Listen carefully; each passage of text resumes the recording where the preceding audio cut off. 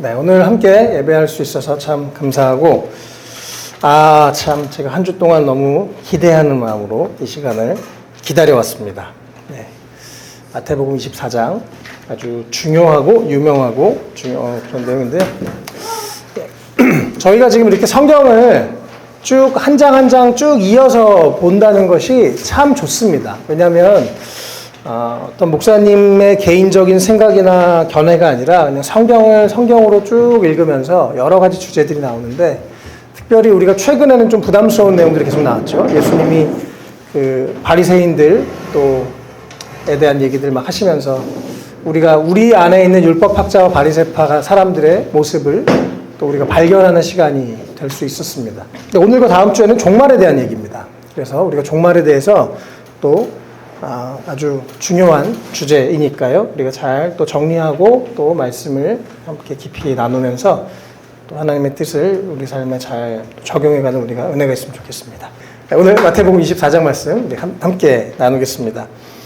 오늘 말씀이 좀 길어요. 그런데 아주 중요한 말씀입니다. 특별히 이 24장, 25장 두 장에 걸쳐서 감람산 강화라고 합니다. 그래서 예수님이 마태복음에서 5번 정도 긴 설교들이 있는데, 오늘 이 마지막 5번째 감람산 강화, 그래서 감람산에서 예수님이 이렇게 설교하셨던 내용들입니다. 그런데 이것은 종말 재림, 아주 그런 중요한 주제이죠. 또 보통 우리나라에도 그렇고 이단이 특별히 많고 또 전 세계적인 이단들이 거의 다 이 종말에 관련된 문제, 아니면 하나님에 대해서, 삼위일체 하나님에 대한 문제들이 다 이단으로 귀결되기 때문에 아주 중요한 문제입니다. 저도 그래서 참 오랜 시간, 많은 시간 고민을 하고 공부를 하고 했었던 주제인데, 우리 안에 좀 잘 그것들을 깨달아 알았으면 좋겠습니다. 특별히 우리 또 아이들이 있는데 평생 잊지 않는, 정말 우리 뼈에 새겨지는 그런 말씀들이 되면 좋겠습니다. 네, 성경에는 일단 이 전제를 먼저 좀 이야기하는 게 좋은 것 같습니다. 성경의 어떤 부분은 흐릿한 경우가 있습니다. 아주 선명한 내용들이 있고요, 좀 흐릿한 부분들이 있습니다. 그 흐릿한 부분이 문제예요. 흐릿한 부분 때문에 사람들이 여러 가지 추측을 하고, 그 성경에 있는 한 구절을 가지고 그럼 이건 이건가? 이걸까? 이건 세계 3차 대전일까? 이것은 곡과 마곡의 전쟁은 이런 걸까? 뭐 어떤 지금 뭐 외국 어떤 나라들은 지금도 그런 독재자들 있죠. 독재자가 나오면 저 사람은 혹시 저 적그리스도인가? 여러 가지를 이렇게 목과 마치 퍼즐 맞추기를 하는 것처럼 하면서 이것이 진리에서 벗어날 때들이 많이 있습니다. 그런데 문제는, 혹은 이단들이나 잘못된 사람들이 계시를 받았다 그러고, 지금 이제 주님이 이 말씀 나한테 하셨는데 이날 오신다고 하고, 그리고 안 오시는 일이 벌써 여러 번 안 오셨죠, 주님이. 네. 잘못된 가르침들이 있었습니다. 그래서요, 성경의 불분명한 부분은 그 자체가 이유가 있다고 저는 믿습니다. 확실한 것은 확실하게 우리가 믿어야 됩니다. 불분명한 것에 너무 집중해서 오해하거나, 너무 중요한 거잖아요. 우리가 뭘 믿느냐인데 잘못 믿지 않는 우리가 됐으면 좋겠습니다. 그래서 불분명한 것을 너무 확실하게 말하는 사람 있으면, 그런 목회자가 있으면 조심하세요, 여러분. 네, 불분명한 것은 불분명한 것 그대로 놔두는 게 지혜입니다. 그리고 확실한 것을 붙잡는 우리가 됐으면 좋겠습니다.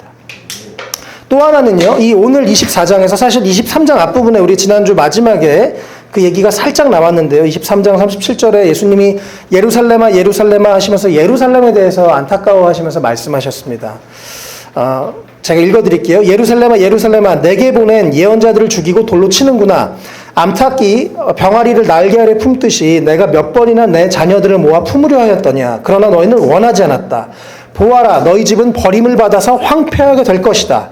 내가 너희에게 말한다. 너희가 주님의 이름으로 오시는 분은 복되시다 하고 말할 그때까지 너희는 나를 다시는 보지 못할 것이다 라고 하시면서 예루살렘 성이 멸망할 것을 안타까워하시고 그렇게 예언하셨습니다. 또 그러나 마지막에 해피엔딩으로 끝났다고 말씀드렸죠. 그러나 너희들이 다시 나를 환영할 때 나를 볼 것이다. 환영하지 않을 때 나를 보지 못할 것이다 말씀하셨는데요.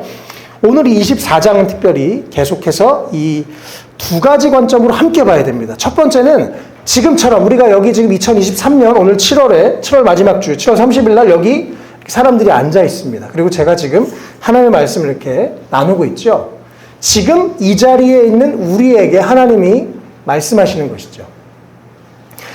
시간을 거슬러 올라서 예수님이 이 AD 30년, 32년 이 정도쯤에 예수님이 감람산에서 실제로 제자들에게 앉아서 말씀을 하셨습니다. 그리고 그래서 그곳에 첫 번째 이 청중들은 바로 그 제자들이죠. 예수님이 1차적으로는 앞으로 나는 죽고 부활할 거고 난 이제 없을 거고 예루살렘 성이 멸망할 거야 라고 그들에게 예언하신 말씀입니다. 또 동시에 지금 우리에게 그 당시에 살던 사람들이 아니라 지금 우리에게도 예수님이 이 말씀을 통해서 말씀하신 것입니다. 예수님이 이 땅에 오시고 승천하셨죠. 다시 오실 것이라고 성경은 얘기하는데 이 초림과 재림 사이의 모든 그리스도인들에게 예수님은 종말에 대해서 마지막 심판에 대해서 말씀을 하시는 것입니다. 그래서 우리가 이 말씀을 이중적으로 되어 있기 때문에 조금 헷갈릴 수 있지만 우리가 잘 이해하면 좋을 것 같습니다. 네. 어렵지 않으시죠? 어려워요? 네. 이제 본격적으로 말씀을 들어갈 거예요. 한 가지만 더 전제를 말씀드리겠습니다. 이 성경의 시간과는 직선입니다. 불교에서는 윤회를 가리키죠. 이렇게 하다가 좀 엄마 말씀 잘 안 들으면 다음번에 벌레로 태어나고 뭐 이런. 네. 또 그러면 다음번에 또 기회가 있어요. 그런데 기독교에서 우리가 성경에서 말하는 진리는 윤회가 아닙니다. 일직선입니다. 태초에 하나님이 세상을 만드셨어요. 언젠가 종말이 있을 것입니다. 우리 개인도 마찬가지예요. 우리가 언젠가 태어났고 언젠가 죽을 것입니다. 우리는 언제나 현재라는 그 시점에 서 있는 시간과 공간의 제약을 받는 사람들이죠. 성경에서 얘기하는 시간은 일직선이에요. 과거의 것을 돌이킬 수 있다 없다? 없다. 맞아요. 지혜도 알고 있는 사실이에요. 우리의 과거를 돌이킬 수 없습니다. 많은 사람들은 과거에 살아요. 내가 그때 그랬으면. 내가 그때 그런 선택을 했으면. 근데 그게 돼요? 안 돼요? 안 돼요. 지나간 건 어떻게 해요? 지나갔어. 지나가. 나는 오늘 서 있습니다. 오늘 어떤 후회가 있으면 오늘 다시 잘 살면 돼요. 그래서 성경의 시간과는 직선이라는 거. 그리고 언젠가 끝이 있다는 거. 오늘 이 두 가지만 여러분 사실 기억하시면 됩니다. 오늘 제일 중요한 주제는 하나는 나는 오늘이라는 시점에 서 있다는 거. 하나는 언젠가 내 삶에 끝이 있다는 것입니다. 이 두 가지가 성경에서 명확하게 가르치기 때문에 이걸 우리가 진짜 안다면 오늘 대충 살 수 없고 끝을 생각하면서 대충 살 수 없게 되어 있습니다. 그래서 이 종말론은 우리에게 너무너무 중요한 주제예요. 예, 그래서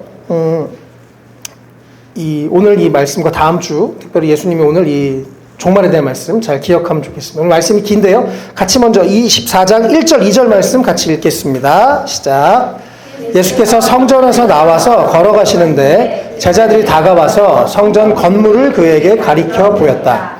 예수께서 그들에게 말씀하셨다. 너희는 이 모든 것을 보고 있지 않느냐? 내가 진정으로 너에게 말한다. 여기에 돌 하나도 돌 위에 남아있지 않고 다 무너질 것이다. 아멘. 그 당시에 너무나 화려한 성전이 예루살렘에 실제로 있었습니다. 그들의 눈앞에 있었습니다. 그런데 예수님이 바로 전에 예루살렘아 여기 곧 멸망할 거야 막 이러시니까 제자들도 좀 황당한 거예요. 그 당시에 유대인들은 이 성전이 바로 하나님을 상징하는 것이라고. 그래서 하나님은 우리와 영원히 함께 할 것이니까 이 성전에 영원히 함께 할 것이고 이 성전은 영원히 무너지지 않을 것이라고 생각했습니다. 그런데 예수님이 그게 무너진다니까 황당한 거죠. 그래서 1절에 자세히 보면 제자들이 건물을 가리켜 보입니다. 그러니까 예수님이 2절에 이 성전 멸망에 대해서 다시 한번 예언을 시작하십니다. 2절 뒷부분에 여기에 돌 하나도 돌 위에 남지 않고 다 무너질 것이다 라고 말씀하십니다. 이게 AD 30년 정도 됐고요. 실제로 AD 70년에 로마의 티투스 장군이 와서 완전히 예루살렘 성을 박살을 내버리셨습니다. 네, 버렸습니다. 이 역사적인 기록에 따르면 이때가 6월절 기간이었다고요. 유대인들이 명절이니까 되게 많은 사람이 예루살렘에 몰리거든요. 그때 대규모 학살이 일어납니다. 역사학자 요세푸스에 따르면 그때 사망한 사람이 110만 명. 여기서 짧은 시간 동안 110만 명의 유대인이 죽고 9만 7천 명이 포로로 잡혀갔다는 기록이 있습니다. 그렇게 어마무시한 일이 실제로 예루살렘 성에 일어났습니다. 그리고 이 예수님의 말씀은 성취가 돼서 우리가 지금 이스라엘에 가면 예전에 그 성전을 볼 수가 없죠. 남아있는 약간의 벽 이런 거밖에 없습니다. 그럼 이제 지금부터 3절, 4절 먼저 읽겠습니다. 다시 이제 중요한 질문들을 합니다. 3절, 4절 읽겠습니다. 시작. 예수께서 올리브산에 앉아 계실 때 제자들이 따로 그에게 다가와서 말하였다. 이런 일들이 언제 일어나겠습니까? 선생님께서 다시 오시는 때와 세상 끝날에는 어떤 징조가 있겠습니까? 우리에게 말씀해 주십시오. 예수께서 그들에게 말씀하셨다. 누구에게도 속지 않도록 조심하여라. 아멘. 제자들이 정말이에요? 너무 궁금하니까 이제 감람산에 올라가서 따로 앉아있을 때 다 또 없고 이게 너무 궁금하니까 물어봅니다. 이런 일이 진짜 있습니까? 선생님 다시 오십니까? 마지막 세상 끝에는 어떤 징조가 있습니까? 예, 여기서 또 중요한 얘기 하나가 있어요. 아까 우리가 찬양했죠. 마지막 날에 내가 나의 영으로 모든 육체에게 부어주리라. 주님이 마지막 날에 모든 육체에게 성령을 부어주겠다고 약속하셨습니다. 마지막 날이 언제예요? 이 마지막 때, 그러니까 언제냐? 이 단어 때문에 많은 사람들이 마지막 때를 한자로 쓰면 멋지게 쓰면 종말이에요. 그렇죠? 이 단어 때문에 너무 사람들이 헷갈립니다. 성경에서 말하는 마지막 때는 언젠가? 예수님이 이 땅에 오셨을 때, 그때가 종말이 시작됐습니다. 그런데 그것은 종말의 시작일 뿐이에요. 종말의 완성은 언제냐면 예수님이 다시 오실 때입니다. 그래서 이것을 예수님이 처음 왔을 때 초림, 다시 오셨을 때 재림. 우리는 이 중간에 살고 있죠. 예수님이 이 땅에 다시 오시면 이 세상은 끝날 것입니다. 이제 심판이 있을 것이고 우리에게 영원한 상급이 주어지고 이 세상은 다 끝날 거예요. 그래서 이미 종말이 시작됐고 아직 완성되지 않은 그 중간에 우리는 살고 있습니다. 그렇기 때문에 성령님이 약속하여 우리에게 오시는 것입니다. 이미 우리 가운데 와 계시고요. 그래서 우리가 하나님을 아버지라 고백할 수 있게 됐죠. 예. 어쨌든 이들이 이 때에 대해서 아주 궁금해합니다. 도대체 언제 이런 일이 일어납니까? 또 무슨 일이 일어납니까? 너무 궁금한 거예요, 제자들이. 4절에 예수님이 먼저 아주 중요한 얘기를 하시죠. 속지 마. 네. 왜요? 많은 사람들이 이거 가지고 속이기 때문에 그렇습니다. 여러분 속지 마시고 잘 오늘 우리가 듣고 깨닫게 되시길 바랍니다. 5절부터 8절까지 읽겠습니다. 시작. 많은 사람이 내 이름으로 와서 말하기를 내가 그리스도이다 하면서 많은 사람을 속일 것이다. 또 너희는 여기저기서 전쟁이 일어난 소식과 전쟁이 일어나리라는 소문을 들을 것이다. 그러나 너희는 당황하지 않도록 주의하여라. 이런 일이 반드시 일어나야 한다. 그러나 아직 끝은 아니다. 민족이 민족을 거슬러 일어나고 나라가 나라를 거슬러 일어날 것이며 여기저기에서 기근과 지진이 있을 것이다. 그러나 이런 모든 일은 진통의 시작이다. 아멘. 예. 5절부터요. 어떤 사람들이 내가 그리스도이다라고 하는 이단들이 나온답니다. 예수님 시절 이후부터 지금까지 계속해서 이단이 나왔습니다. 초대교회 시기에도 많은 이단들이 나왔어요. 몬타누스주의라는 사람들도 있었고 어떤 사람들은 그리스 철학이랑 막 접목을 해서 육은 육이고 영은 영이야. 영은 구원받았으니까 육은 막 살아도 돼. 세상을 즐겨. 뭐 이런 사람도 있었고 또 내 영만 구원받았어 라고 이렇게 뭔가 이렇게 이미 예수님이 다시 이단 중에 이미 예수님은 재림했고 이미 예수님은 눈에 보이지 않게 영으로 오셨어 라고 얘기하는 사람들도 있었고 다양한 이단들이 있습니다. 지금 우리나라에도 자기가 예수라고 얘기하는 사람들이 최소 200명 네, 최대 2,000명 뭐 이렇게 있다는 얘기들이 분분합니다. 의견들이. 어쨌든 많은 사람이 자기가 그리스도랍니다. 그런데 이런 일은 다 틀린 얘기입니다. 그래서 여러분 여기서 여러 가지 현상들을 예수님 얘기하시는데 이런 상황 우리가 보게 되잖아요. 이단 저번에 넷플릭스에서도 나오고 이단 얘기 나오면 주님의 말씀이 정말 이루어지고 있구나라고 우리가 그렇게 확인하면 됩니다. 또 전쟁 소식이 지금도 러시아와 우크라이나 전쟁이 1년이 넘었죠. 사실 우리나라도 지금 정전 70년이 됐지 아직 전쟁이 안 끝난 것이죠. 전 세계의 어떤 부족 간의 전쟁, 나라 간의 전쟁들 거의 인간 역사에 쉬지 않고 전쟁이 일어나고 있습니다. 우리가 지구 반대편이고 막 지역적인 전쟁들 다 몰라서 그렇죠. 거의 계속해서 쉬지 않고 전 세계에 전쟁이 없는 날이 거의 역사적으로 없었다고 합니다. 어딘가 전쟁은 계속 일어나고 있어요. 이것도 계속 일어난 일입니다. 이런 일은 일어날 수 있고 일어날 것이고 우리가 이런 것을 볼 때 곧 전쟁이 와, 3차 대전이 와 막 두려움을 가질 필요는 없습니다. 우리가 두려워해야 될 분은 하나님이십니다. 네, 전쟁이 종말이 어떤 식으로 오고 그런 건 중요하지 않아요. 이 말씀들은 그러나 계속 성취되고 있습니다. 그리고 이것은 아직 끝이 아니라고 말씀하십니다. 또 7절에 민족과 민족을 거슬러 일어나고 나라가 나라를 거슬러 일어나고 기근과 지진이 있을 것이다 라고 말씀하십니다. 실제로 기근과 지진이 계속 있죠.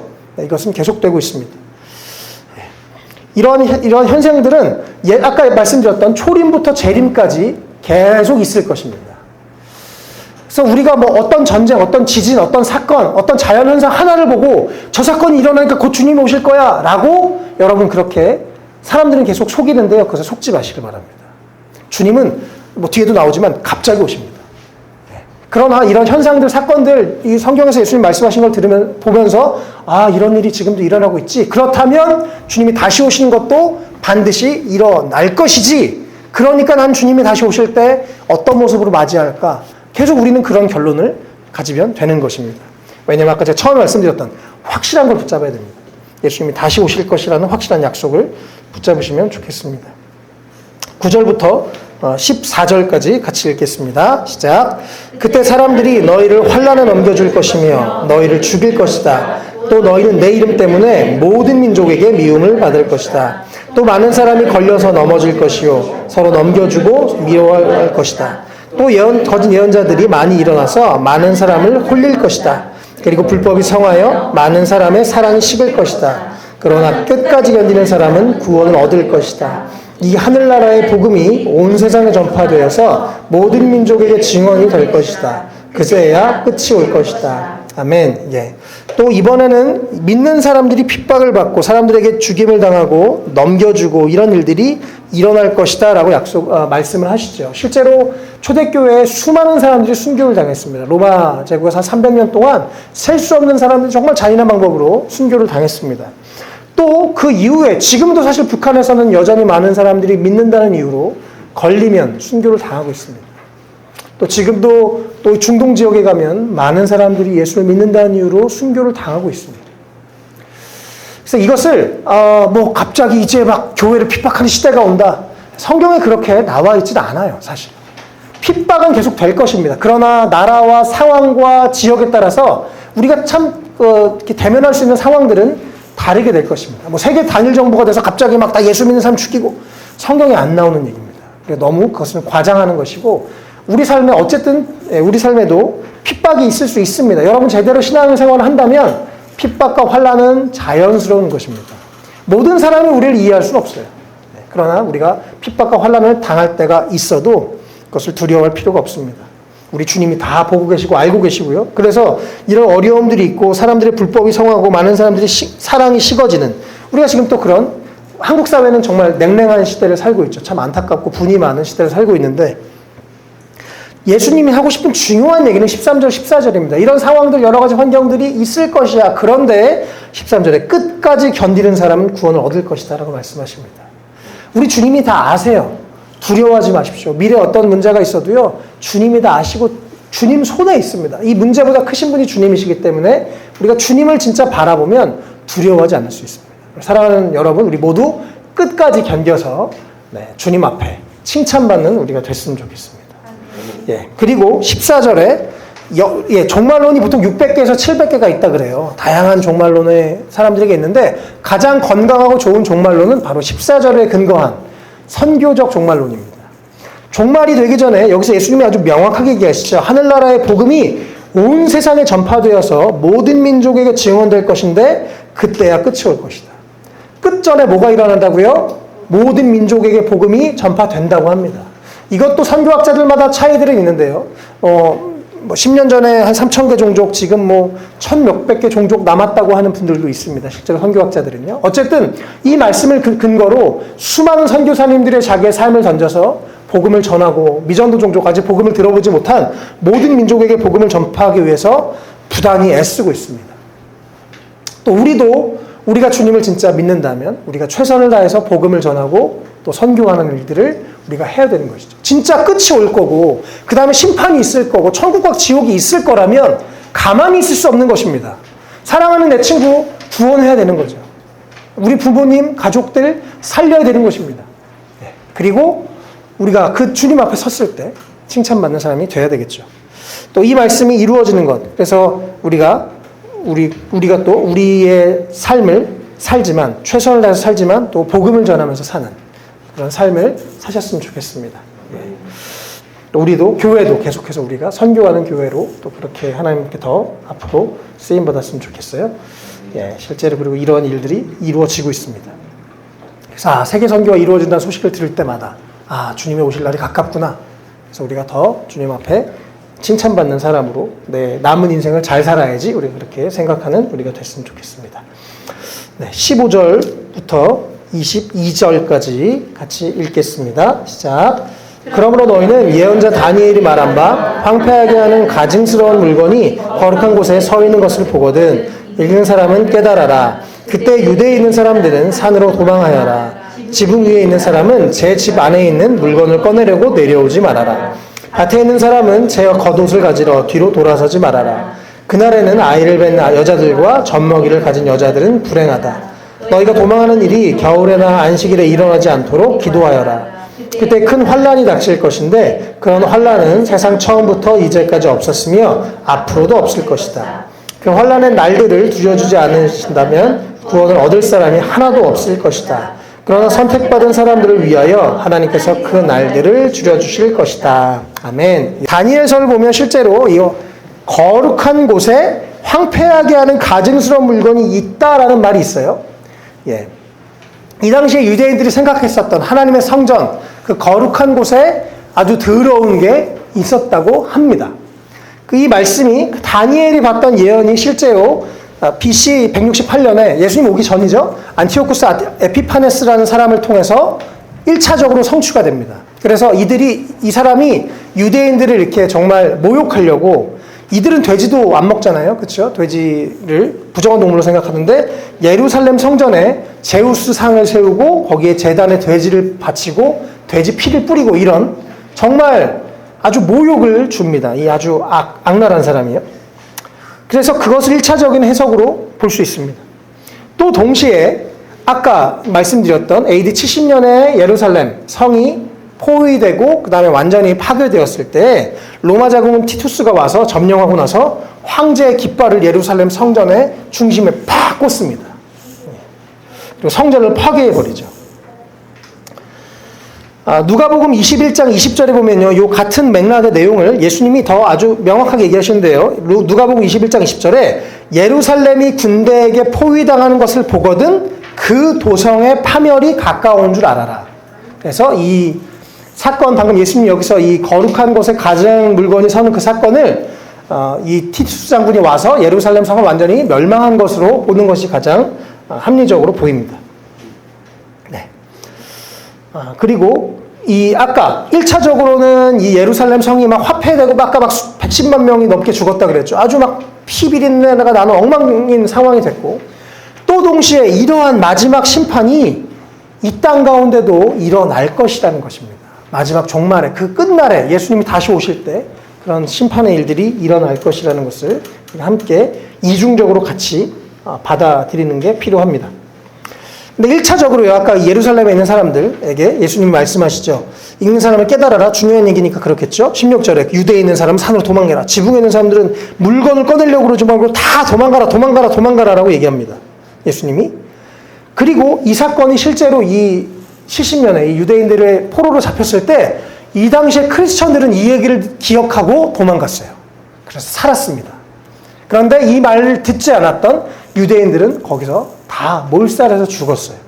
그래서 그때부터 유대인들과 기독교인들의 사이가 안 좋아졌습니다. 유대인들은 저 민족을 버리고 도망간 나쁜 놈들. 기독교인들은 예수님이 말씀하셨거든. 그러니까 도망가는 거야. 라고 그러면서 서로 사이들이 더 안 좋아지는 역사적인 그런 근거가, 그런 원인이 되기도 했었습니다. 어쨌든, 그래서 그러한 어려움들이 있을 것인데, 그런데 그런 환란이 일어날 것이다라고 예수님이 말씀하십니다. 22절에 큰 환란을 줄여주지 않으면 구원받을 사람이 하나도 없을 것인데, 그런데 선택받은 사람들을 위해서 하나님이 그날들을 줄여주실 것이다라고 말씀하십니다. 그리고 그 당시 1차적으로는 그 당시 AD 70년의 유대인들, 크리스천으로 도망갔고, 또 지금도 주님의 이 무서운 심판이 있을 것인데, 그러나 선택받은 자들은 그 심판에 받지 않는 그런 일들이 일어날 것입니다. 네, 23절부터 26절까지, 28절까지 읽겠습니다. 시작. 그때 누가 너희에게 말하기를 보시오 그리스도가 여기 계시오 혹은 아니 여기 계시오 하고 하더라도 믿지 말아라. 거짓 그리스도들과 거짓 예언자들이 일어나서 큰 표징과 기적을 일으키면서 할 수만 있으면 선택받은 사람들까지도 홀릴 것이다. 보아라, 내가 너희에게 미리 말하여 둔다. 그러므로 그들이 너희에게 보아라, 그리스도가 광야에 계신다 하고 말하더라도 너희는 나가지 말고 그리스도가 골방에 계신다 하더라도 너희는 믿지 말아라. 번개가 동쪽에서 나서 서쪽에서 번쩍이듯이 인자가 오는 것도 그러할 것이다. 주검이 있는 곳에는 독수리가 모여들 것이다. 아멘.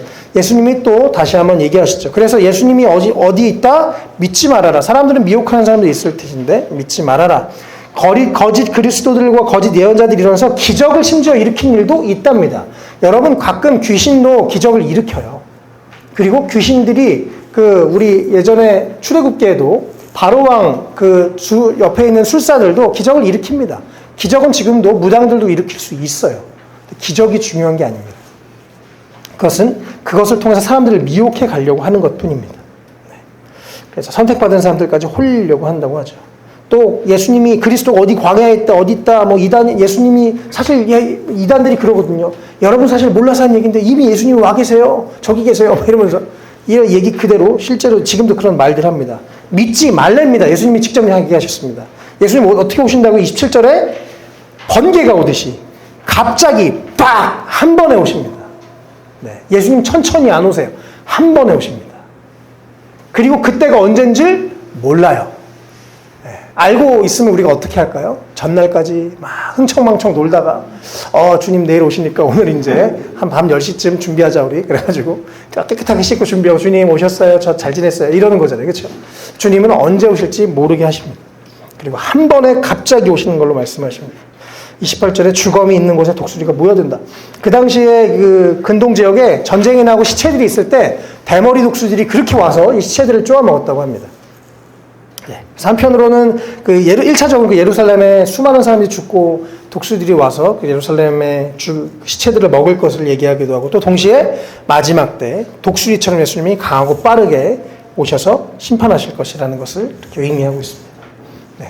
안 어렵죠? 그래서 예수님이 한마디로 야 얘들아 속지 마, 믿지 마, 그리고 나는 갑자기 올 거야 라고 예수님이 말씀하신 것입니다. 또 끝까지 여러 가지 문제가 상황들이 있겠지만 견뎌, 믿음으로 견뎌, 그리고 너희는 복음을 전해 라고 예수님이 하셨던 말씀들이 이렇게 사실은 단순합니다. 29절부터 31절 계속 앞에서 이어진 내용인데요. 읽겠습니다. 29절 31절 시작. 그 환난 때 곧 해는 어두워지고 달은 그 빛을 잃고 별들은 하늘에서 떨어지고 하늘의 세력들은 흔들릴 것이다. 그때 인자가 올 징조가 하늘에서 나타날 것인데 그때에는 땅에 있는 모든 민족이 가슴을 치며 인자가 큰 권능과 영광에 쌓여 하늘 구름을 타고 오는 것을 보게 될 것이다. 그리고 그는 자기 천사들을 큰 나팔 소리와 함께 보낼 터인데 그들은 하늘 이 끝에서 저 끝까지 사방에서 그가 선택한 사람들을 모을 것이다. 아멘. 역시 막 하늘은 이제 어두워지고 정말 난리가 나고 예수님이 순식간에 오시는데 몇몇 사람만 알게 오시는 게 아니라 공개적으로 모든 민족이 동시에 볼 수 있도록 오신답니다. 네. 어떤 방식일지 모르겠어요. 그러나 분명한 것은 우리 모두가 동시에 알 수 있게 된다는 것이에요. 그리고 예수님이 천사들을 보내서 구원받은 자들을 다 모을 것입니다. 희나야 가자, 지혜야 가자, 천사들이 부를 거예요. 네. 그때 부름받게 되기를 바랍니다. 네. 그리고 주님 앞에 서서 칭찬받는 우리가 됐으면 좋겠어요. 예. 어쨌든 주님의 오심은, 그래서 재림은 이렇게 한 번에 공개적으로 오신다는 거 예수님이 직접 말씀하셨습니다. 우리가 눈을 확인했죠. 여러분 평생 잊지 마시고 이런 잘못된 말에 속지 마시길 바랍니다. 32절부터 35절 읽겠습니다. 시작. 무화과 나무에서 교훈을 배워라. 가지가 연하여지고 잎이 돋으면 너희는 여름이 가까이 온 줄 안다. 이와 같이 너희도 이 모든 일을 보거든 인자가 문 앞에 가까이 온 줄을 알아라. 내가 진정으로 너에게 말한다. 이 세대가 끝나기 전에 이 모든 일이 다 일어날 것이다. 하늘과 땅은 없어질지라도 나의 말은 결코 없어지지 않을 것이다. 아멘. 예, 무화과 나무, 예수님이 언제나 이렇게 비유를 잘 드시죠. 무화과 나무를 보면서 잎이 연해지고 잎이 돋으면 이제 여름이 왔구나라고 생각을 하죠. 제가 요즘에 최근에 이렇게 운전하면서 다닐 때 이렇게 더워서 사실 정말 죽을 지경인데 요즘에 잠자리가 돌아다녀요. 그래서 제가 이 더위도 언젠가 가고 가을이 오겠구나 생각을 합니다. 우리가 자연을 보면서 그런 걸 알죠. 그 다음에 여기도 이 무화과 나무가 이제 점점 풍성해지면서 여름이 가까이 왔구나라고 하는데 이 여름이라는 단어가요. 카이츠라는 단어하고 이게 추수 결실이라는 뜻이 같이 있습니다. 그런데 카이츠와 같은 어원의 캐츠라는 말은 끝, 최후라는 뜻입니다. 그래서 여름이란 말이 여름이라는 뜻도 있지만 동시에 끝이라는 그런 단어이기도 해요. 무화과 나무를 보면서 이 여름을 봐라. 그래서 끝이 올 것을 우리가 알 수 있다고 얘기를 하시는 거죠. 이렇게 33절에 그래서 아까 얘기한 여러 가지 사건들을 보면서 예수님이 문 앞에 가까이 온 줄을 알아라. 또 예수님의 1차적인 심판이 예루살렘 가운데 이루어지고 또 전 세계적으로 마지막 때 이 모든 역사가 끝날 때 온 인류의 심판이 임할 것은 너희들이 기억해라 라고 말씀하는 것입니다. 그리고 그 인자가 문 앞에 오셨다는 것, 점점 가까이 오신다는 것 우리가 꼭 기억하라고 말씀하시는 거죠. 또 아까 34절에 이 세대가 끝나기 전에 모든 일이 일어날 것이다 라고 하시고 실제로 40여 년 한 세대가 끝나기 전에 예루살렘에 그런 놀라운 엄청난 이 심판의 일들이 또 일어났었습니다. 또 하나님의 하늘과 땅은 없어질지라도 나의 말은 결코 없어지지 않을 것이다. 주님의 말은 계속해서 이 약속을 성취하시겠다고 말씀하십니다. 그래서 주님은 다시 오실 것입니다. 또 중요한 얘기인데요. 이제 계속 36절부터 44절 같이 읽겠습니다. 시작. 그러나 그날과 그 시각은 아무도 모른다. 하늘의 천사들도 모르고 아들도 모르고 오직 아버지만이 아신다. 노아의 때와 같이 이 인자가 올 때에도 그러할 것이다. 홍수 이전 시대에 노아가 방주에 들어가는 날까지 사람들은 먹고 마시고 장가가고 시집가며 지냈다. 홍수가 나서 그들을 모두 휩쓸어 가기까지 그들은 아무것도 알지 못하였다. 인자가 올 때에도 그러할 것이다. 그때 두 사람은 밭을 갔을 것이나 한 사람은 데려가고 하나는 버려둘 것이다. 그 두 여자가 맷돌을 갈고 있을 터이나 하나는 데려가고 하나는 버려둘 것이다. 그러므로 깨어있어라. 너희는 너희 주님께서 어느 날에 오실지를 알지 못하기 때문이다. 이것을 명심하여라. 집 주인이 도둑이 밤에 몇 시에 올지 알고 있으면 그는 깨어서 들어오도록 내버려 두지 않았을 것이다. 그러므로 너희도 준비하고 있어라. 너희가 생각하지도 않은 시각에 인자가 올 것이기 때문이다. 아멘. 예. 계속 또 주님이 시간이 아무도 모른다 말씀하시죠. 네, 언제 오실지 모르니까 깨어있으라고 말씀하시죠. 제가 10대 때 이 말씀을 읽고 정말 내가 잠을 더 줄일까 막 이런 생각을 했었어요. 네, 근데 주님의 뜻 그런 의미가 아니죠. 네. 언젠가 우리가 정말 알 수 없는 그때 주님이 오신다는 것입니다.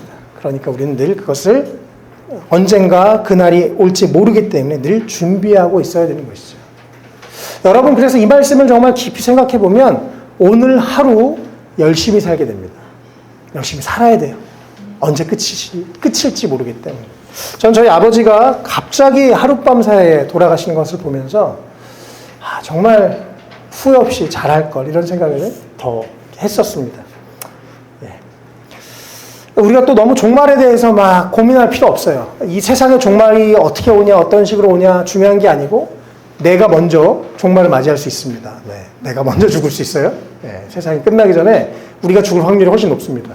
네, 그렇기 때문에 내가 먼저 끝나든 이 세상이 끝나든 우리는 늘 종말을 기억하면서 언젠가 끝이 있을 것이고 언젠가 심판이 있을 것이고 언젠가 칭찬을 받을 것이고 우리 모두가 주님 앞에 설 것이라는 그것을 기억하면서 오늘 하루 후회하지 않는 삶, 최선을 다하는 삶.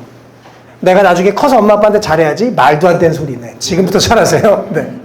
네. 나중에 아니요. 지금 할 수 있는 거 하나라도 해야 됩니다. 언제나 종말론적인 그런 삶을 매일매일 사는 것이 크리스천의 참 중요한 모습입니다. 네. 우리가 이 세상이 또 영원히 살 것처럼 이것을 우리가 묵상하면요. 이 세상에 영원히 살 것처럼 살지 않게 됩니다. 이 세상에서 물론 최선을 다해야죠. 그러나 언젠가 주님이 오라 그럼 우리는 가는 인생입니다. 언젠가 그날이 될지 아무도 모릅니다. 우리가 주님 앞에 정말 잘 준비하고 있으시면 좋겠습니다. 준비하고 있을 때 주님이 오시면 우리가 기쁨으로 맞이하게 될 것입니다. 또 이것이 사실 이 준비하는 내용이 오늘 말씀뿐만 아니라 25장의 열차례 비유와도 쭉 연결이 되는데요. 또 계속 다음에 보겠습니다. 마지막 45절부터 51절까지 내용인데요. 같이 읽겠습니다. 시작. 누가 신실하고 슬기로운 종이겠느냐? 주인이 그에게 자기 집 하인들을 통솔하게 하고 제때의 양식을 내주라고 맡겼으면 그는 어떻게 해야 하겠느냐? 주인이 돌아와서 볼 때에 그렇게 하고 있는 그 종은 복이 있다. 내가 진정으로 너에게 말한다. 주인은 자기 모든 재산을 그에게 맡길 것이다. 그러나 그가 나쁜 종이어서 마음속으로 생각하기를 주인이 늦게 오시는구나 하면서 동료들을 때리고 술 친구들과 어울려 먹고 마시면 생각하지도 않은 날에 뜻밖의 시각에 그 종의 주인이 와서 그 종을 처벌하고 위선자들이 받을 벌을 내릴 것이다. 거기서 슬피 울며 이를 가는 일이 있을 것이다. 아멘. 예수님은 계속해서 이제 마지막으로 종말론적인 삶에 대해서 말씀하시는데요. 어떤 사람들에게 주인이 종들에게 일을 맡겼는데 제때 양식을 내줘라. 근데 어떤 종들, 신실하고 슬기로운 종들은 신실하기 때문에 성실하게 자기 일을 계속 했습니다. 또 지혜롭기 때문에 언젠가 주인님이 언제 오실지 모르니까 내가 그때를 위해서 대비하면서 맡겨진 일을 열심히 했어요. 네. 그런 사람들에게 47절에 주인은 모든 재산을 맡길 것이다. 아유 잘했어 수고했어 라고 상을 주실 거죠.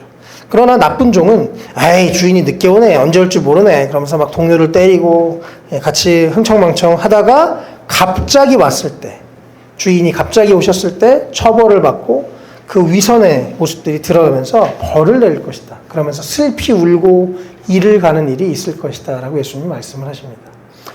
재밌지 않습니까? 아까 종말에 대한 막 무시무시한 것 같은 얘기를 하시다가 예수님의 결론은 그래서 오늘 하루를 잘 살아라.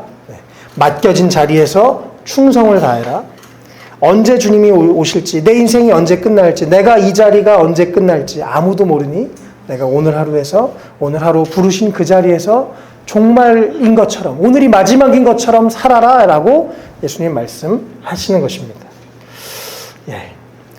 또 실제로 아까 이 여러 가지 재앙의 문제, 전쟁의 문제, 인간의 이 죄성 때문에 계속 이런 일이 있죠. 또 우리가 지금 실제로 성경은 노아 시대에 물로 심판하셨지만 하나님이 다시 물로 심판하시지 않는다고 하십니다.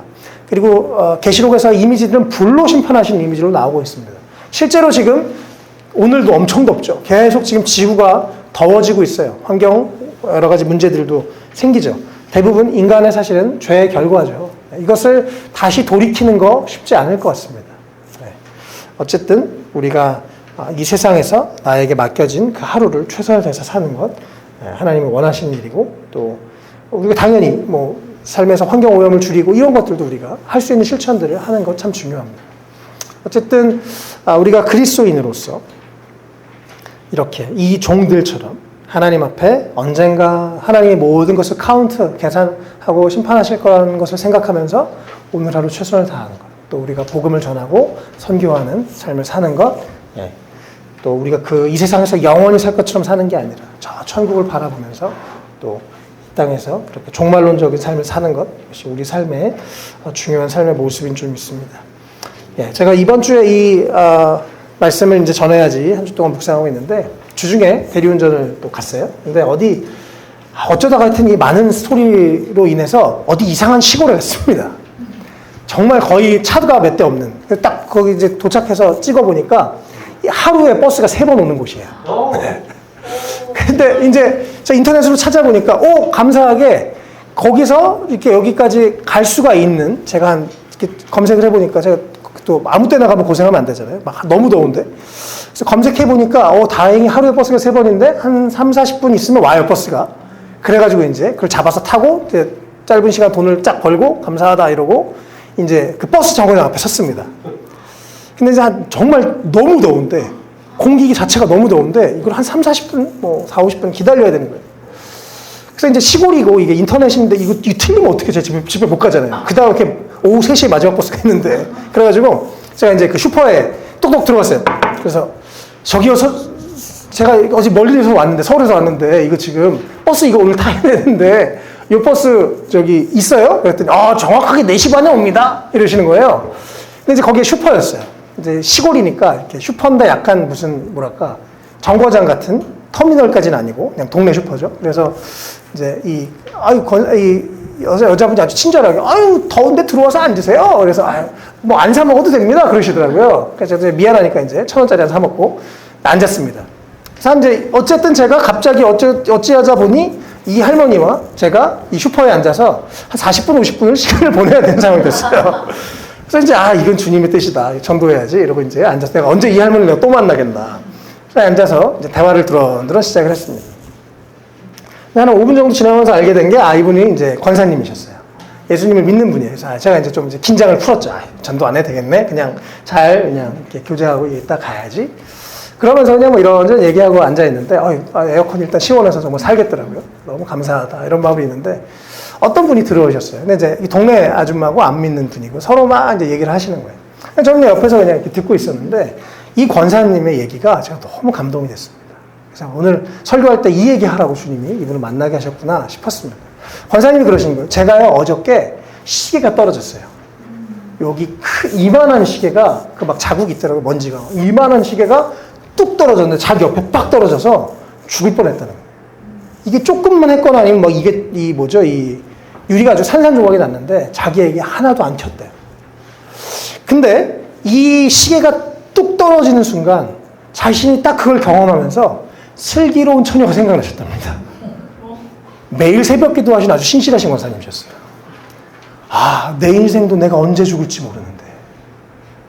아, 내가 정말 시계가 어떻게 조금만 이렇게 돼도 내가 죽을 수 있는 목숨이었는데 하나님 살려주셔서 감사합니다. 내가 슬기로운 처녀처럼 언제 내 인생이 끝날지 모르니, 언제 종말이 올지 모르니 깨어 있어야겠다. 이런 생각을 하셨다는 얘기를 막 나누시는데, 권사님, 제가 이번 주일에 설교할 내용인데 권사님 거 제가 예화에 사용할게요. 그러고 왔어요. 제가 이분을 보면서 그 시골에 그냥 그 동네 이제 슈퍼에 앉아가지고 사람들 뭐 버스 기다리면 잠깐 와서 기다리고 너무 친절하세요. 아, 가격도 싸요. 그러면서 이 큰 거를 천 얼마밖에 안 받으셨어요. 아, 너무 향기로운 멋진 크리스천이셨습니다. 아, 뭐 대단한 내가 종말을 준비하고 뭐 어쩌고 말을 우리가 거창하게 하는데 아, 정말 내가 이분처럼 70세 이렇게 향기나는 그리스도인이 되고 싶다 이런 생각을 했어요. 우리가 그랬으면 좋겠습니다. 하루하루 살면서 어떤 문제들이 생기면서 어떤 상황을 볼 때 그래, 내 인생이 언제 끝날지 모르지. 그래, 이 마태복음 24장에서 예수님이 말씀하셨던 말씀이 이루어지고 있구나. 우리가 뉴스를 볼 때마다 그 전쟁에 어려운 사람들 위해서 기도하고요. 또 그래, 내 인생이 언제 끝날지 모르지. 이 세상이 언제 끝날지 모르지. 주님이 언제 오실지 모르지. 내가 오늘 하루 깨어서 주님의 뜻대로 살고 주님이 기뻐하시는 일들을 하고 하루하루 충성을 다해서 살아야지. 또 가능한 기회가 되는 대로 사람들에게 친절하게 하고 복음을 전하는 삶을 살아야지라고 하는 권사님 같은 삶을 살았으면 좋겠습니다. 마틴 루터, 종교개혁을 이룩했던 마틴 루터가 유명한 얘기를 했죠. 내일 지구에 종말이 오더라도 나는 오늘 한 그루의 사과나무를 심겠다. 그러니까 원래는 루터가 했던 말인데요. 우리가 학생으로서 각자의 직장에서 사람 만나는 사람에게 오늘 여기서 내가 또 한 미래를 생각하면서 한 그루의 사과나무를 심는 그런 우리가 됐으면 좋겠습니다. 함께 기도하겠습니다. 우리 같이 기도할 때요. 하나님, 내가 종말이 없는 것처럼 살지 않게 해주십시오. 종말이 있는 것처럼 하나님을 두려워하면서 또 하나님 앞에서 받을 칭찬을 기억하면서 때로 참기도 하고 또 인내하기도 하고 또 성실하게 나에게 맡겨진 오늘 하루의 삶, 이 슬기로운 종처럼 우리가 그렇게 살아가게 해주십시오. 또 우리가 가능한 복음을 전하고 주변 사람들에게 친절하게 사랑으로 대하며 또 그렇게 종말을 실제로 준비하는 사람, 말만 거창한 사람이 아니라 종교적인 위선을 가지고 사는 사람이 아니라 우리 그렇게 살아가는 정말 하나님 앞에 칭찬받을 만한 그리스도인으로 살게 해주십시오라고 이렇게 우리 자신을 위해서 함께 기도하면 좋겠습니다. 기도하겠습니다. 하나님 감사합니다. 우리의 삶이 주의 말씀을 기억하며 주님이 다시 오실 것 기억하며 그 앞에 섰을 때 칭찬받는 인생으로 우리가 설 수 있도록 주님을 잊지 않게 해주십시오. 주님이 오실 것, 주님이 다시 오실 것, 우리가 심판대 앞에 설 것, 주님을 만나게 될 것 기억하며 살게 해주십시오. 그래서 우리가 오늘 하루도 최선을 다하고 또 복음을 전하고 사랑하며 후회하지 않는 삶을 사는 우리가 될 수 있도록 도와주십시오. 우리가 하나님 정말 이 종말에 대해서 막연한 것이 아니라 우리가 분명히 믿고 정말 하루하루 마지막 날인 것처럼 또 내 주변의 사람들을 오늘 마지막인 것처럼 사랑하고 섬기고 우리가 그렇게 살아가는 우리의 삶이 될 수 있도록 도와주시기 원합니다. 사랑하는 형제자매 여러분 또 우리 귀한 우리 아이들 다음 세를 축복하셔서 후회하지 않는 삶 살게 하시고 하나님 앞에 늘 칭찬받을 것을 저 하늘의 상급을 기억하며 믿음으로 살아가는 끝까지 견디는 또 인내를 다하는 우리 모두가 될 수 있도록 도와주십시오. 주님 우리의 영혼이 계속해서 깨어있게 해주십시오. 주님 앞에 칭찬받는 사람들로 깨어있게 하시고 하나님 앞에 우리의 영이 늘 깨어서 하나님을 경외하고 하나님과 동행하는 삶을 살아갈 수 있도록 도와주시기를 원합니다. 주님 감사합니다. 네, 귀한 한 분 한 분 축복하시고 또 이 말씀을 통해서 하나님 우리 모두의 삶이 잘 진리 안에서 정리되고 또 하나님 앞에 칭찬하는 삶으로 살아갈 수 있도록 도와주옵소서. 감사합니다. 예, 주님, 우리의 삶이 한 번뿐이고 또 이 지나가는 시간을 우리가 잡을 수 없음을 압니다.